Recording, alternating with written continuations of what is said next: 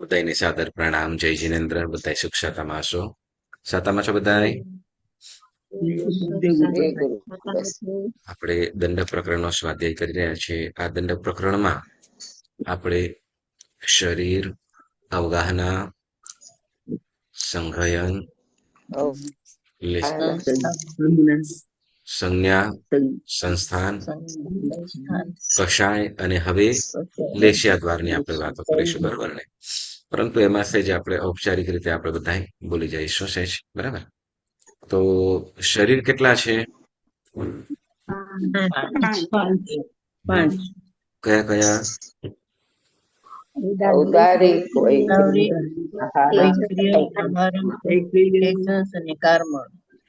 બરાબર. હા, એમાં મનુષ્યો પાસે કયું શરીર હોય છે?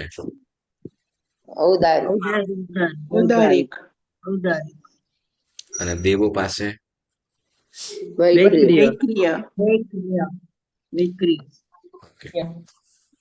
નરક પાસે, નારકીના જીવો પાસે? ઓકે. અને તિર્યંચો પાસે?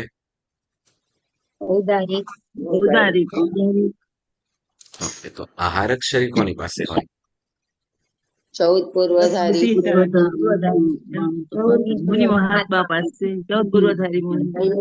કરેલું હોય. ઓકે. સામાન્ય મનુષ્યના દંડક કેટલા અને 14 પૂર્વધારી મનુષ્યના દંડક કેટલા? એક જ છે, બધામાં એકમાં જ આવે છે. એકમાં જ આવી જાય? એકમાં જ આવી જશે? મનુષ્યનો એક જ દંડક છે. ઓકે. તો મનુષ્યને કેટલા શરીર હોય? એક હોય એટલે ના 4 શરીર હોઈ શકે. કેટલા? 4 હોય ને? હોય કેટલા? 4 હોય એટલે 3 હોય જ, પણ પછી લબ્ધિ થી વૈક્રિય શરીર બનાવી શકે એટલે 4 થાય. આહારક શરીર બનાવી શકે તો 4 થાય. ઓકે. તો કોઈક આહારક બનાવેલું છે ને કોઈક વૈક્રિય બનાવેલું છે, તો મનુષ્યમાં કેટલા શરીર થાય?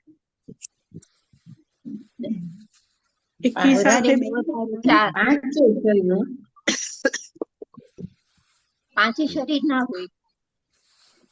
મનુષ્યમાં 5 શરીર ના હોય. એકી સાથે એક સમયે ના હોય એમ. સમકાળે 4 જ હોય. પ્રશ્ન શું હતો? મનુષ્યને કેટલા શરીર હોય ને?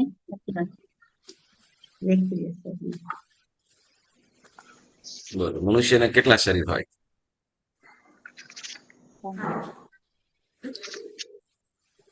હેલો. 5 શરીર હોય શકે. 4 જ લાડુ સારા ખાધા લાગે છે ગઈકાલે. એક સમય. 5 શરીર હોય, બોલી દો ને સિમ્પલ. મેં તો એક મનુષ્ય એવું તો પૂછ્યું નથી. ઓકે, ચાલો, સરસ. 5 શરીર. ઓકે. અને સમકાળે 4. સમકાળે 3 અથવા 4, બરાબર. કોઈ લબ્ધિનો ઉપયોગ કર્યો હોય તો, બરાબર ને? ઓકે, ચાલો. પછી કયું શરીર એવું છે કે જેમાં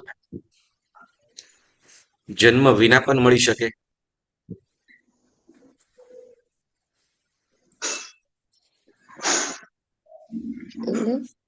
કયું શરીર એવું છે કે જે જન્મ વિના પણ મળી શકે? સંભળાતું જ નથી.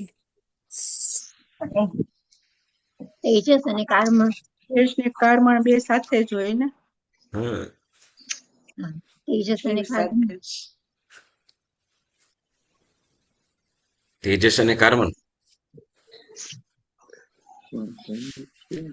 ઓકે. પ્રશ્ન જરાક ફેરવી નાખીએ. કયું શરીર છે કે મતલબ જે લબ્ધિ પ્રત્યેક પણ હોય એમ? આહારક.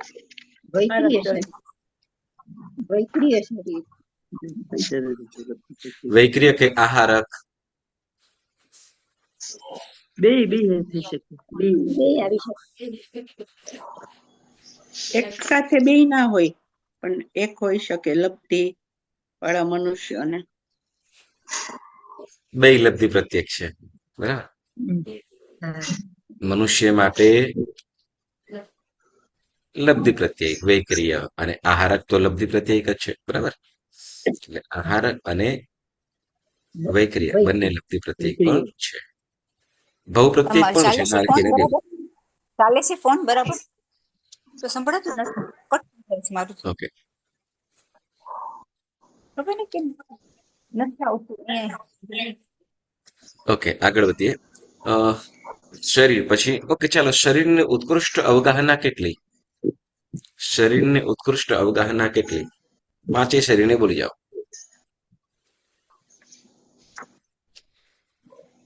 બોલો ઔદારિકની ઉત્કૃષ્ટ અવગાહના.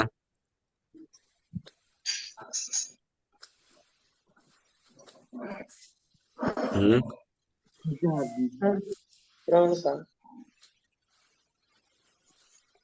1000 ઉદારિકની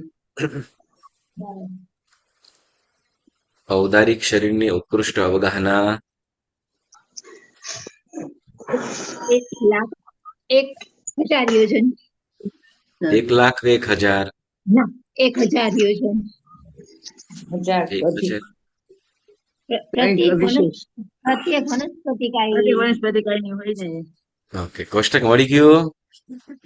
ના જરાક ડિસ્ટર્બન્સ થઈ ગયું એટલે ઓકે સંભળાતું નથી ફોનમાં, બે ફોન સાથે હતા ને. ઓકે 1,000 યોજન થી કંઈક અધિક બરાબર. ઔદારિક શરીર તો વૈક્રિય શરીરની વૈક્રિય શરીરની ઉત્કૃષ્ટ અવગાહના મૂળ શરીર તો નારકોનું 500 ને. આપણે વૈક્રિય કરો ને ઉત્કૃષ્ટ. એમાં એ લોકો બીજી રીતે બનાવતા હોય ઉત્તર વૈક્રિય હોય એ પણ ગણી લ્યો. મૂળ અને ઉત્તર બંને ગણી લ્યો. એટલે મૂળ 500 હોય ને પછી ડબલ થાય ને. હા નારકોનું એટલે 1,000. 1,000 યોજન બરાબર. વિભાબેન 1,000 યોજન બરાબર નારકોનું ઉત્તર કરીએ તો. ના 1 મિનિટ. ધનુષ 1,000 ધનુષ્ય. ઓકે ચાલો પછી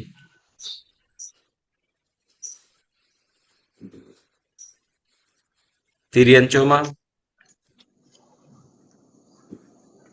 900 યોજન. તિર્યંચોમાં 900 યોજન ઉત્કૃષ્ટ ને. ઓકે કોણ બાકી રહ્યું? દેવોમાં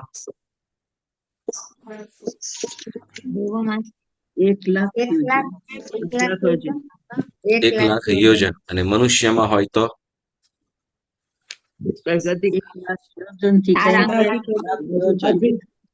અધિક કઈક અધિક હોય. અધિક 1,00,000 અધિક પણ કેટલું? 500 1,000 100 ચાર આંગળ. એ બરાબર છે પણ કેટલું અધિક એમ દેવોનું 1,00,000 યોજન. 1,00,000 યોજન એમ. 1,00,000 યોજન થી અધિક. ઓલું અધિક બોલો છો પણ 1,00,000 યોજન થી અધિક એ નથી કહેતા કેમ કે ગાથાની અંદર એ રીતે આપેલું એટલે તમે પકડ્યો છે બરાબર ને. તો એ અધિક એ કેટલું અધિક? તો કે 1,00,000 યોજન કરતા કંઈક અધિક છે. કોનું? મનુષ્ય. ઓકે તો 1,00,000 યોજન અધિક એટલે કેટલું? તો કે 4 આંગળ જેટલું. કોણ કહેશે કે એક 4 આંગળ કેમ વધારે? મનુષ્ય જમીન પર હોય છે, દેવો અધર હોય છે. દેવોનું શરીર 4 આંગળ અધર હોય છે ને મનુષ્યનું જમીન દેવોનું શરીર 4 આંગળ અધર છે, જમીનથી અધર ઉપર હોય છે મતલબ 4 આંગળ જેટલું અધર હોય છે અને મનુષ્ય જમીનને સ્પર્શીને અડવું હોય એટલે એ લોકોનું બંનેનું મસ્તક સપાટી સરખી બરાબર.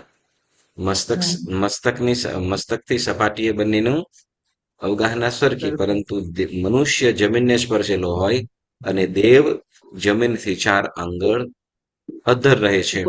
એટલે એટલે 4 આંગળ મનુષ્યનું વધી જાય છે. બરાબર. ઓકે, આપણે પ્રશ્ન થાય, તિર્યંચોની ઉત્કૃષ્ટ અવગાહના કેટલી કીધી આપણે? શરીરની, ઔદારિક શરીરની અવગાહના 900 યોજન. એ ભાઈ ઔદારિક ની કીધી પાછળ જરાક જુઓ તો ખરા. 1000 યોજન, બરાબર ને? 1000 યોજન થી કંઈક અધિક કીધી, બરાબર. હવે એક બાજુ એનું ઔદારિક શરીર કહીએ તો 900 યોજન, અને એનું વળી વૈક્રિય ઉત્તર વૈક્રિય શરીર કહીએ તો વધવું જોઈએ, એની જગ્યાએ ઓછું છે.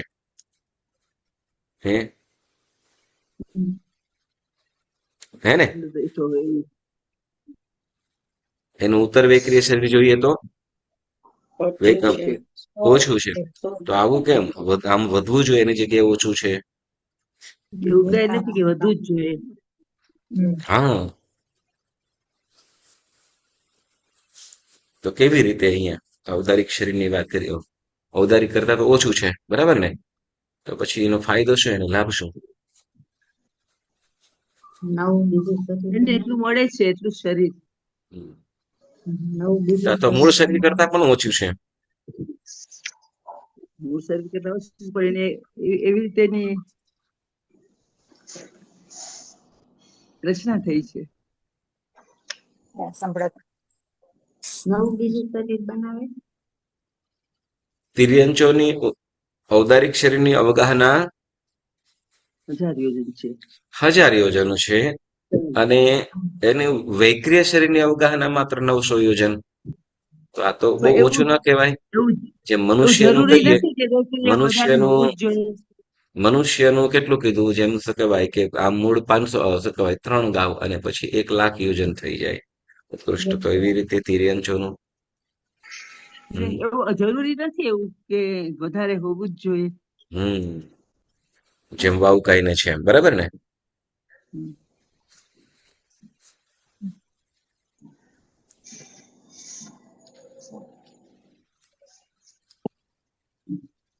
તો નાનું થઈ જાય ને આનું શરીર, એમ ઔદારિક કરતા.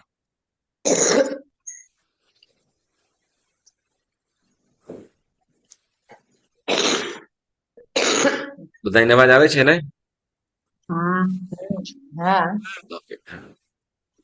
જો 1000 યોજનનું જે શરીર કીધું એ કઈ જગ્યાના જીવોનું કીધું છે?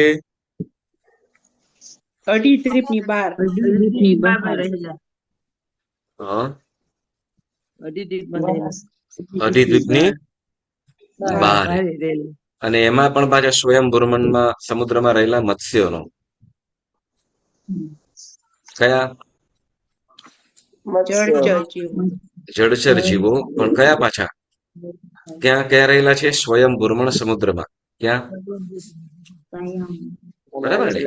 હવે ત્યાંની અપેક્ષાએ, બરાબર ને, ત્યાં બહુ બધા જીવોની અવગાહના. જ્યારે બાકી જે જગ્યાઓની અંદર, જેમ અધિદ્વીપની અંદર છે, ત્યાં તો યોજન પ્રમાણમાં જ છે,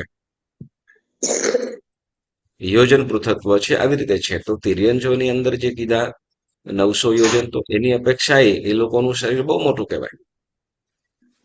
એની અપેક્ષાએ એ જીવોનું શરીર પણ ઘણું વિશાળ કહેવાય. બરાબર. ચાલો આગળ. અવગાહના પછી આપણે સંઘયનની વાત કરી હતી, બરાબર ને? સંઘયન એટલે શું? કેટલા છે?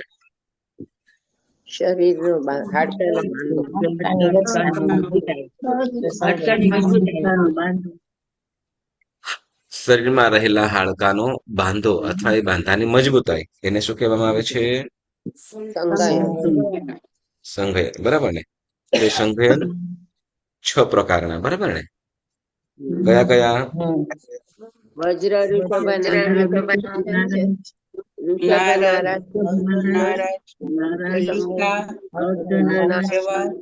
કેવળતા, સેવાથી છેઠું હા છેવટું છેવટું. છઠ્ઠું છેવટું સંગયન અથવા સેવાર્થ. ઓકે, વાત તો પહેલા સંગયનની મજબૂતાઈ કેવી છે અને કોણે કોણે હોય? મરકટબંધ. પહેલા સંગયનની મજબૂતાઈ કેવી છે અને એ સંગયન કોણે કોણે હોય? આ સંગ્રહણ ષષ્ઠી સલાકા પુરુષને હોય, તીર્થંકરને વાસુ, હોય, બળદેવ, બળદેવ ચક્રવર્તી. બધા પ્રવતી, હમ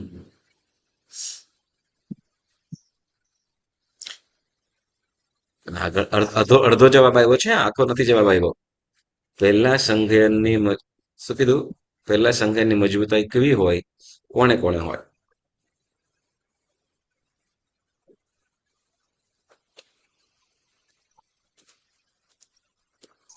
બે સબનારાયણ, બાજુ મરકટબંધ હોય, હા ખાટો, હોય હા અને ઉપર ત્રણેયને બાંધનાર હાડકાના વજ્ર ખીલો ખીલો હોય. હા યસ. તો કે શું મરકટ બંધ એટલે એકદમ બંને બાજુ જોડાણ હોય, બરાબર ને? બંને બાજુએ જોડાણ હોય, બરાબર. અને જોડાણ થતા પછી વચ્ચે તો કે પાટો હોય, પાટો, અને એના પણ વચ્ચે પાછો ખીલો આર પાર હોય.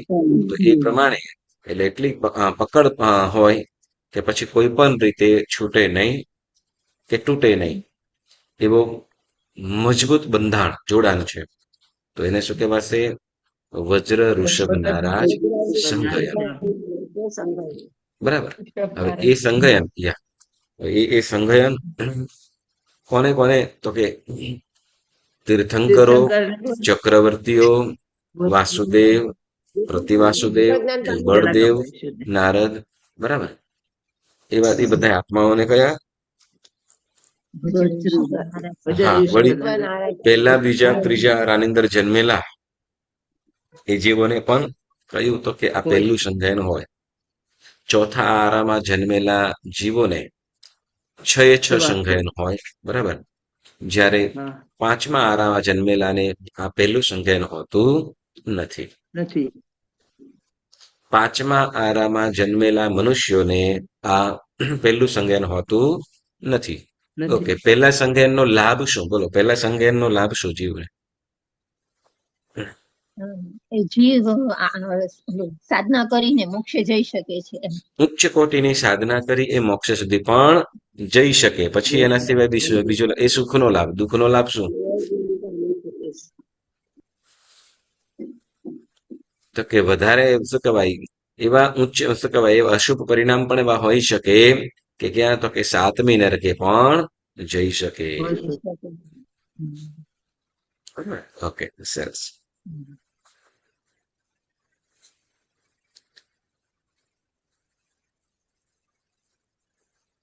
છ સંજ્ઞાન એમાં ઓછું ઓછું થતું જાય, બરાબર ને? તો આપણી પાસે અત્યારે કયું સંજ્ઞાન છે?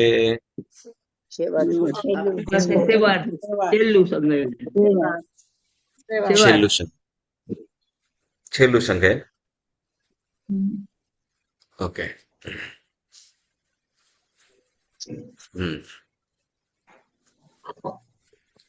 છેલ્લું. ઓકે, સંજ્ઞાન પછી આપણે કયું સંજ્ઞા દ્વાર કર્યું હતું ને? તો સંજ્ઞા. ઓકે, સંજ્ઞા એટલે શું? જીવની ચેતના જેનાથી જીવની ચેતના જેનાથી જણાય તેને સંજ્ઞા કહેવાય. ચાલો ટૂંકમાં ચેતના એટલે શું? ઇમોશન્સ, જીવપણું. Emotion, emotion. યા, એને ગુજરાતીમાં શું કહીશું? જીવપણું. 11 જીવ હલનચલન કરતો હોય તેનો ખ્યાલ આવે એ ચેતના.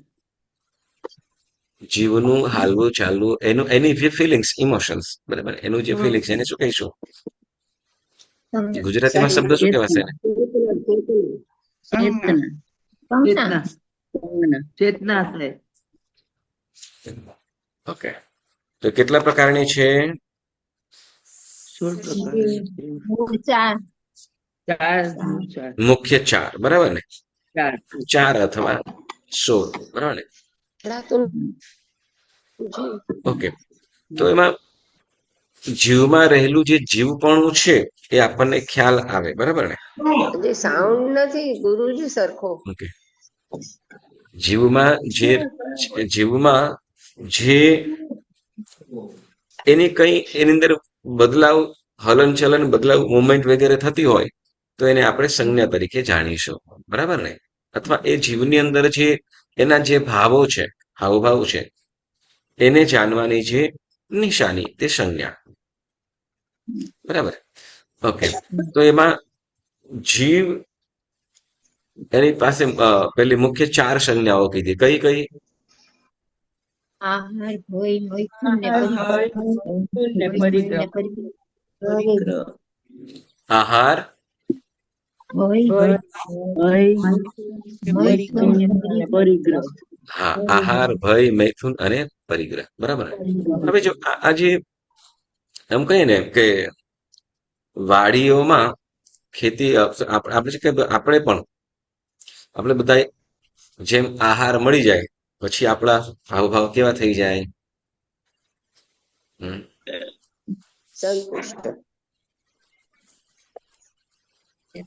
ચાલો, સિમ્પલ વસ્તુ કે આહાર સંજ્ઞા માટે કહીએ. સાંભળો, આહાર સંજ્ઞા માટે આપણે કહીએ 1:30 વાગી ગયા અને પેટમાં દાણું ના ગયો હોય, સવારનો સવારથી એમને એમ હોઈએ, બરાબર?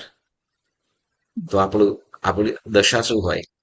અને એની જગ્યાએ શું 12:30 વાગતા પહેલા સરસ મજાનું ભોજન થઈ ગયું હોય, પછી કઈ હાવભાવમાં ફરક પડે? હા, સાતાવળી. પડે જ ને. હે? આમાં જોર હોય, આહાર વગર જરાક જોર ઓછો થઈ જાય. અસાતા હોય, અસાતા પછી સાતા આવી જાય.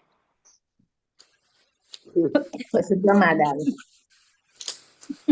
એ તો ખરું. પથરાનું લીધું. સાંભળો, હોય.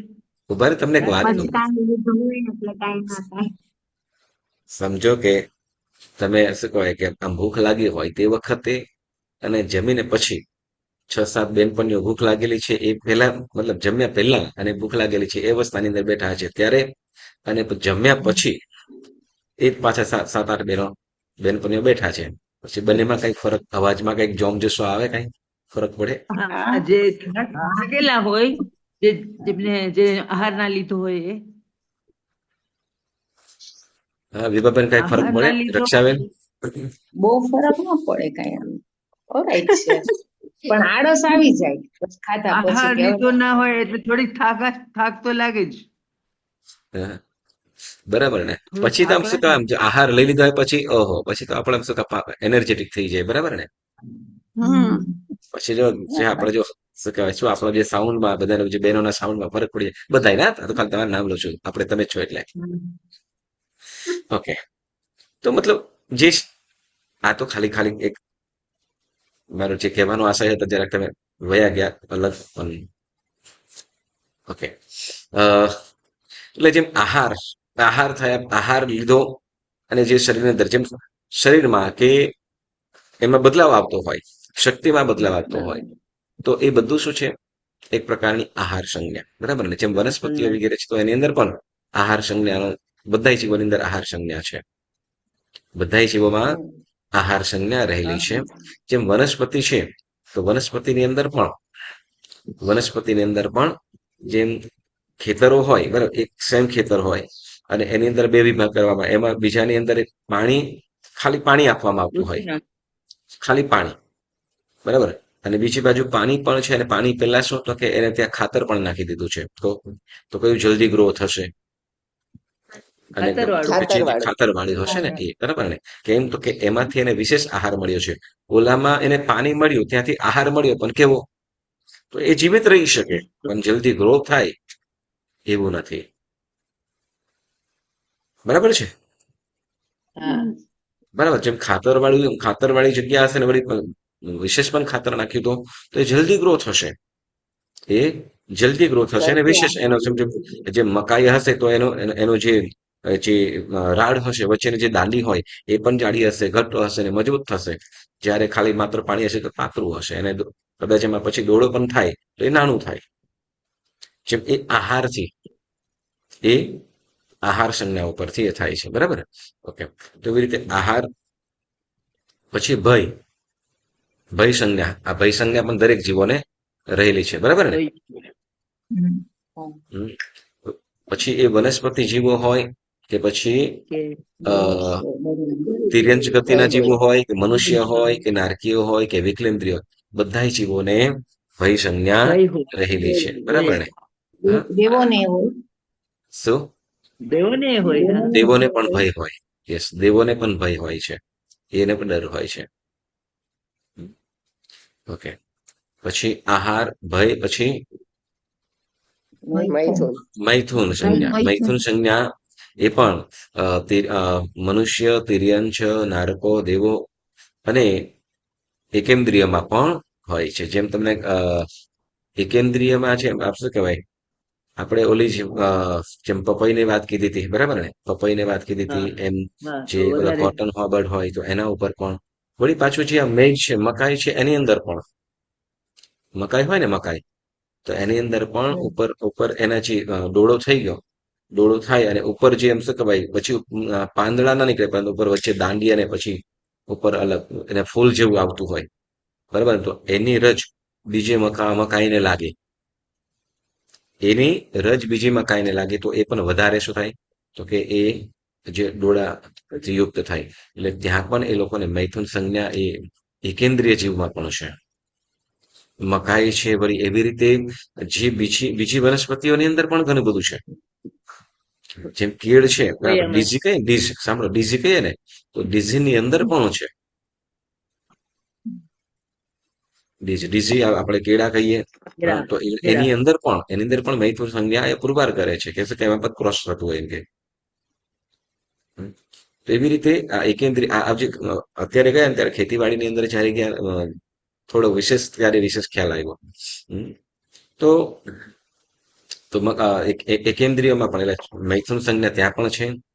આહાર, ભય, મૈથુન. પછી પરિગ્રહ સંજ્ઞા. પરિગ્રહ સંજ્ઞા એટલે પરિગ્રહ એટલે એકઠું કરવાનું. ભેગું કરવાનું. એકઠું કરવું અથવા હા, વસ્તુ yes, સંગ્રહ. બરાબર, yes. પછી જે કસાય કીધી, બરાબર, જે કસાય 4 કસાયો કીધા, ક્રોધ, માન, માયા, લોભ, બરાબર. તો એને સંજ્ઞા તરીકે પણ લીધું છે, બરાબર ને. હમ. પછી કયું કીધું? મોહ સંજ્ઞા. સંજ્ઞા. ઓગ સંજ્ઞા અને લોક સંજ્ઞા. હા. ઓગ સંજ્ઞા અને લોક સંજ્ઞા. ઓગ સંજ્ઞા એટલે જે વર્ષોથી ચાલી આવતું ઓગ સંજ્ઞા એટલે પૂર્વના સંસ્કાર હોય ને આપણે જે ઓગ પૂર્વના સંસ્કારો, સાંભળો, પૂર્વના સંસ્કારો અથવા જે સામાન્ય શબ્દ અર્થ વગેરેનું જે ભાન થવું, બરાબર ને. હા. બરાબર. જેમ બાળકો છે, છોકરાઓ છે, તો એને લખતા વાંચતા વગેરે આવડે, બરાબર. જેમ ટીનેજર હોય તો ટીનેજર એ લોકો પોતાના મૂળની અંદર હોય, બરાબર. તો હજી એને વ્યવહારની અંદર શીખવાડવું પડે, જેને આપણે કહીશું લોક સંજ્ઞા,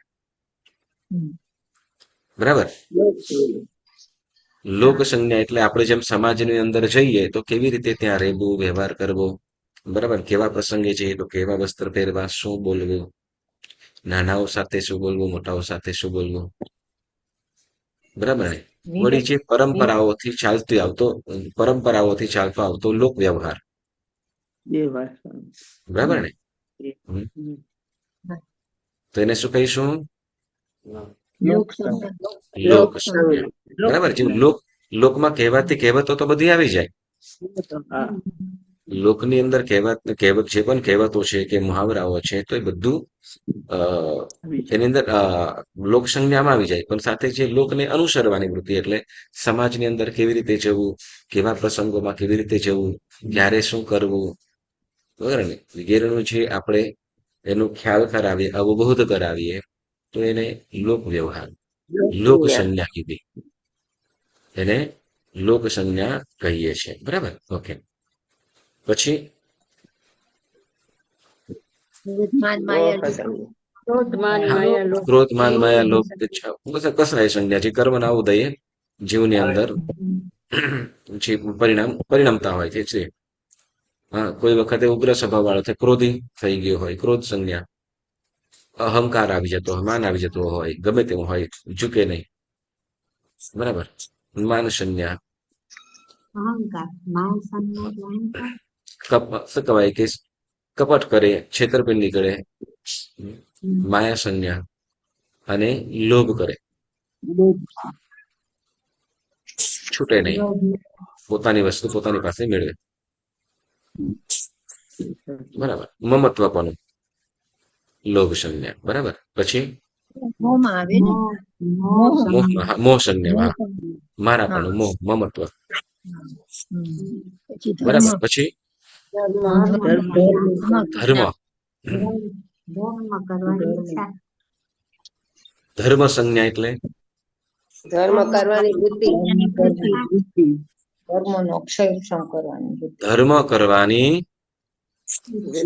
વૃત્તિ. બરાબર, ધર્મ કરવાની વૃત્તિ છે. ઓકે, તો એમ કેમ કહેવાય કે આહાર કરવાની વૃત્તિ એને આહાર સંજ્ઞા કીધું, તો ધર્મ કરવાની વૃત્તિને ધર્મ સંજ્ઞા કીધી. તો ધર્મ સંજ્ઞા સારી કે નહીં? સારી ને હા.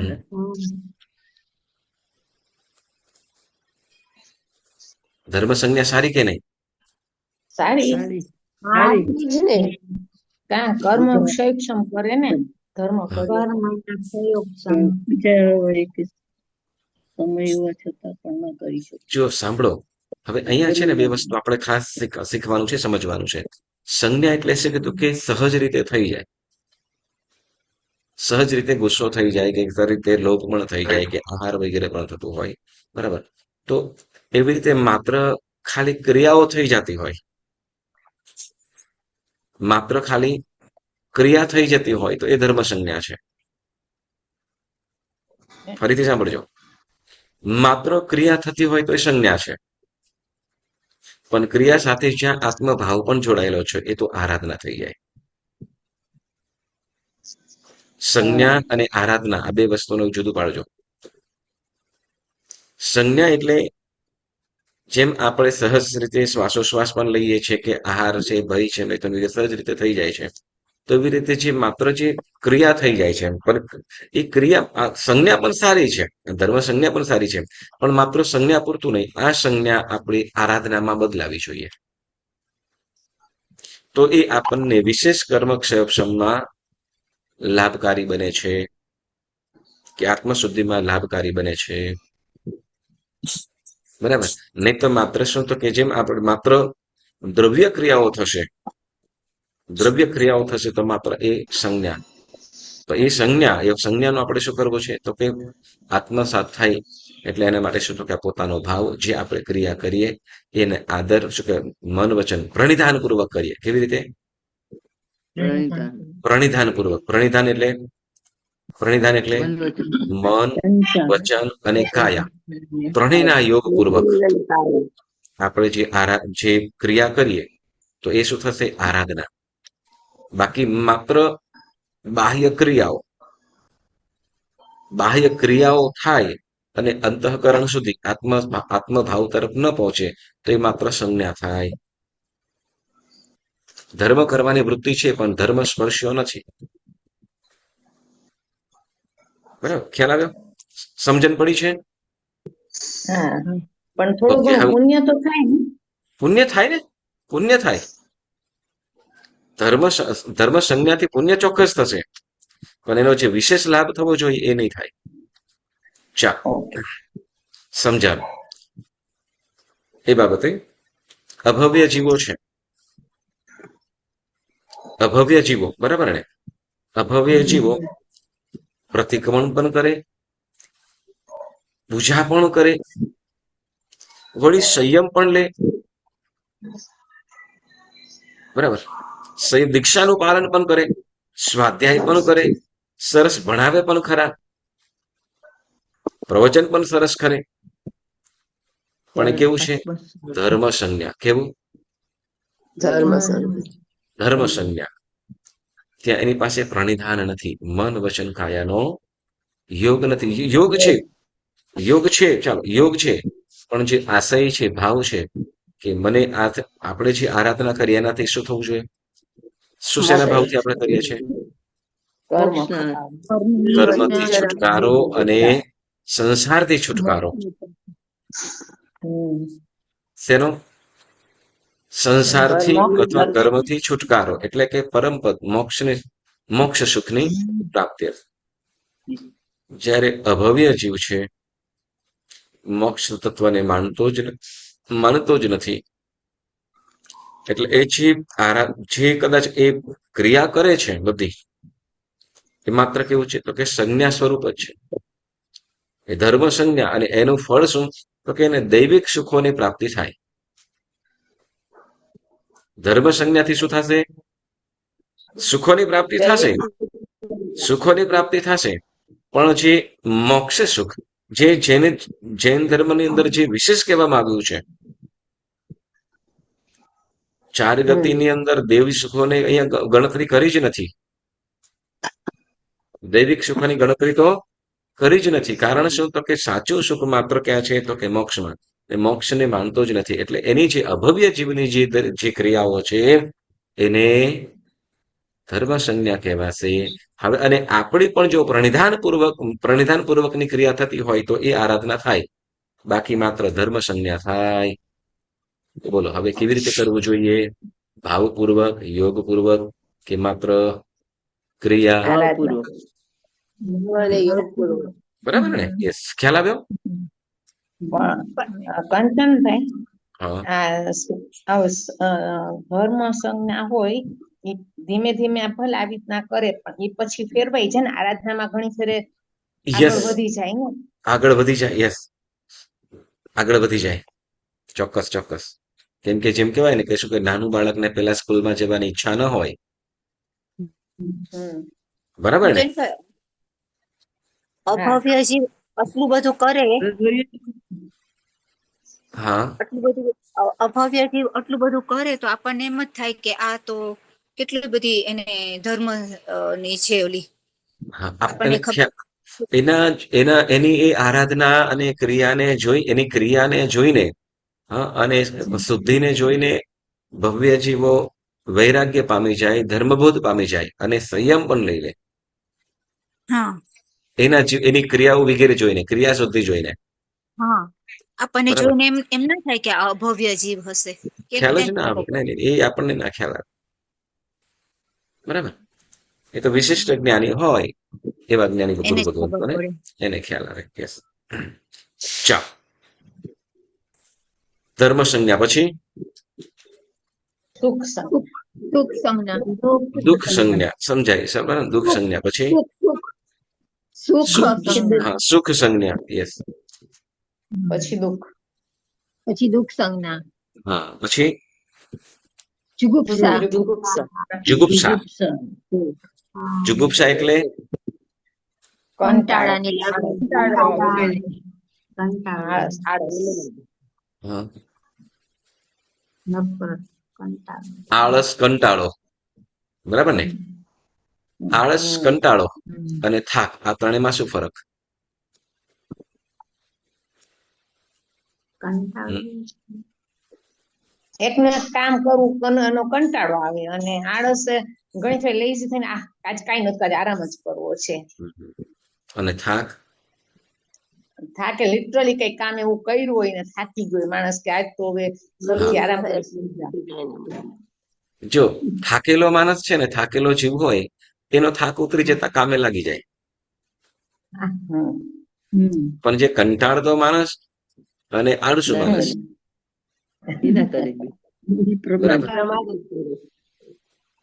થાક હોય તો થાક, જો શ્રમ મતલબ કાર્ય, કોઈ પણ કામ કર્યું હોય એટલે કેટલાક સમય કન્ટિન્યુ કરીએ પછી થાક લાગે સહજ, તો એ થાક ઉતરી જતા એ શું કે જીવ પોતાના પરિશ્રમમાં પાછું જોડાઈ જાય. પરંતુ કંટાળો કે આળસુ, એની પાસે કઈ પણ શું કહેવાય, કઈ શરીરમાં થાક પણ નથી, પણ જે કંટાળો એ જે સ્વભાવ એ સુધરે નહીં. બરાબર. એટલે કોઈ કાર્ય કરે જ નહીં. ઓકે, તો એવી રીતે અહીંયા જે જુગુપ્સાનું શું કીધું આપણે? આળસ કંટાળો દુર્ગંછા, હા, આળસ, હા, અળસ હા, આળસ કંટાળો કરતો હોય, બરાબર. તો આ પણ એક થાક પ્રકાર, હા, થાક નહીં, આળસ ને કંટાળો, પ્રમાદ હા, પ્રમાદ. ઓકે, પ્રમાદ ચાલો, એ 16 પ્રકારની સંજ્ઞાઓ કીધી. પછી સંજ્ઞા પછી સંસ્થાન. સંસ્થાન સંસ્થાન કેટલા પ્રકારના છે? છ પ્રકાર. છ 6 પ્રકાર.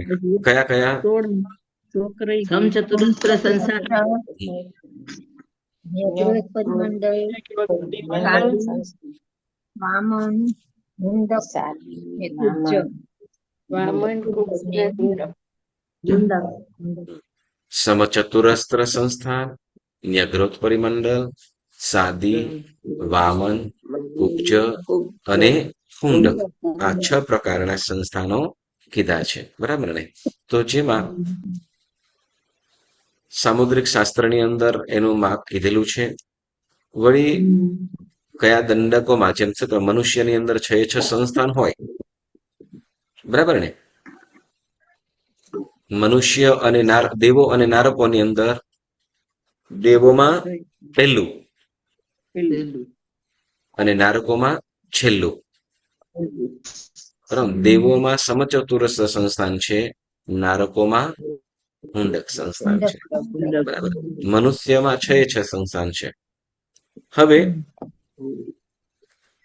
જેમ 5 સ્થાવરો છે, તો 5 સ્થાવરોના પણ સંસ્થાન કીધા છે. સંસ્થાન એટલે શું? શરીરનો આકાર, શરીરની આકૃતિ, શરીરની શરીરનો આકૃતિ, આકાર, હા, આકૃતિ, શરીરની આકૃતિ, શરીરની આકૃતિ. યસ, શરીરની રચના, એનો આકૃતિનો જે શરીરની આકૃતિ છે, તે આકારને અહીંયા સંસ્થાન કહેવામાં આવ્યું છે, બરાબર ને? યસ. તો દેવોની અંદર સમચતુરસ્ર સર્વ દેવોમાં, અને મનુષ્યમાં જો કે 6 સંસ્થાન હોય છે. મનુષ્યમાં 6 સંસ્થાન, તિર્યંચોમાં પણ 6 સંસ્થાન હોય છે. વિકલેન્દ્રિયમાં છેલ્લું સંસ્થાન મુંડક સંસ્થાન, અને એકેન્દ્રિયોમાં અલગ અલગ જુદી જુદી જાતના, બરાબર ને? કયા કયા? પૃથ્વીકાયનું, મસૂરની દાળ મસૂરની દાળ અથવા ચંદ્રના આકારનો, હા, પૃથ્વીકાયનું, મસૂરની દાળ અથવા અર્ધચંદ્રના આકાર વાળું. યસ. પછી અપકાયનું, પાણીના પરપોટા જેવું, હા, પાણીના પરપોટા જેવું અપકાયનું. ધજા અગ્નિકાયનું, સોયના આકાર, સોયના આકાર સોયના આકાર વાળું, બરાબર ને? અને વાયુકાયનું ધ્વજાના આકારનો, વાવકાયનું ધજાના આકાર વાળું. અને પ્રત્યેક વનસ્પતિકાયનું જુદા જુદા અનેક પ્રકાર. પ્રત્યેક વનસ્પતિકાયનું જુદા જુદા અનેક આકાર વાળું. જુદા જુદા આકાર વાળું કીધું, સંસ્થાન. કારણ કે એના આકાર જુદા જ હોય છે. જેમ જેમ કે ફિક્સ ના હોય. જેમ કોઈ કોઈ કોઈ કોઈ નાનું શોર્ટ હોય, કોઈ લાંબુ હોય, કોઈ એકદમ એમ. એવું નહીં. બરાબર. જેમ વનસ્પતિની અંદર અલગ અલગ પ્રકાર છે બધા, બરાબર ને? અલગ અલગ હોય. કેટલાક કોઈ થડ જાડું હોય, કોઈનું પાતળું હોય, હા, થડ જાડું હોય, પાતળું હોય.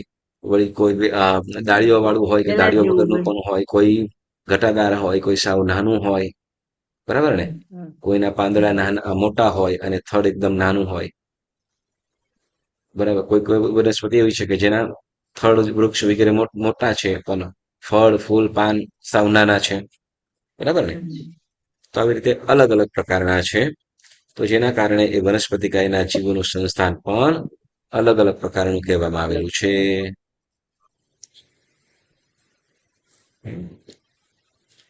ઓકે, પછી આપણે કષાયો, બરાબર ને? કષાય એટલે શું? સંસારનો વધારો કરાવે તેને કસાય કહેવાય. કશ એટલે સંસાર, આય એટલે લાભ, કશાનો લાભ કરે. આય એટલે લાભ, બરાબર ને? આય એટલે લાભ. તો સંસારનો વધારો. સંસારનો વધારો લાભ કરે. થાય છે હા. એને કસાય કહેવાય. તો કે જે એનો વધારો કરે, બરાબર ને?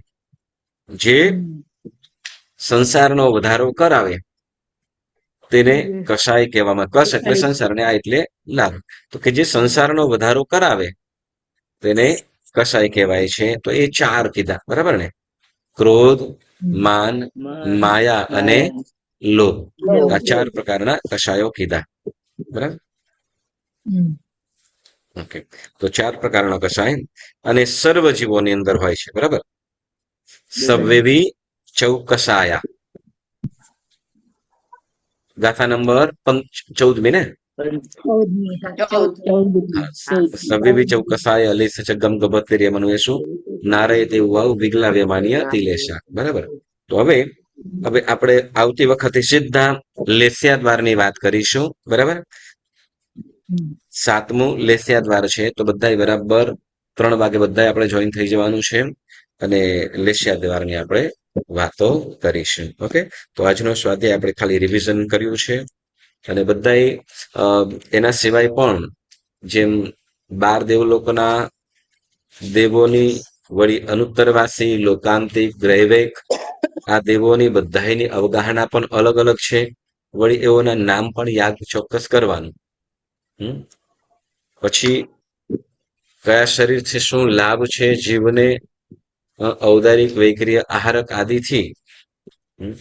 તો એમાં સૌથી ઉદાર ઔદારિક કેમ કીધું, વૈક્રિયનો મતલબ શું, આહારકનો મતલબ શું અને એનાથી લાભ વગેરે બધું પણ આપણે જે કરેલું છે વાંચજો અને યાદ કરવાનો પ્રયત્ન કરજો. સરસ. તો આજનો સ્વાધ્યાય આપણે આ સ્થગિત કરીએ છીએ. જેના જ્ઞા વિરુદ્ધ કાંઈ પણ બોલાયું હોય તો મનોવચન કાયથી ત્રિવિધે ઈચ્છામિ દુક્કડમ ઈચ્છામિ દુક્કડમ ઈચ્છામિ દુક્કડમ. અને કષાય દ્વાર છે ને ખૂબ લેસ્યા દ્વાર છે એ ખૂબ જ સમજવા જેવું છે. તો એના માટે બધાય ખાસ સમયસર જોડાઈ જાજો. ઓકે, સરસ. સર્વમંગલ માંગલ્યમ સર્વ કલ્યાણ કારણમ પ્રધાનમ સર્વધર્માણામ જૈનમ જયતિ શાસનમ જૈનમ જયતિ શાસનમ. બોલો બોલો શ્રી મહાવીર સ્વામી ભગવાન કી જય. શ્રી જીન શાસન દેવ કી જય.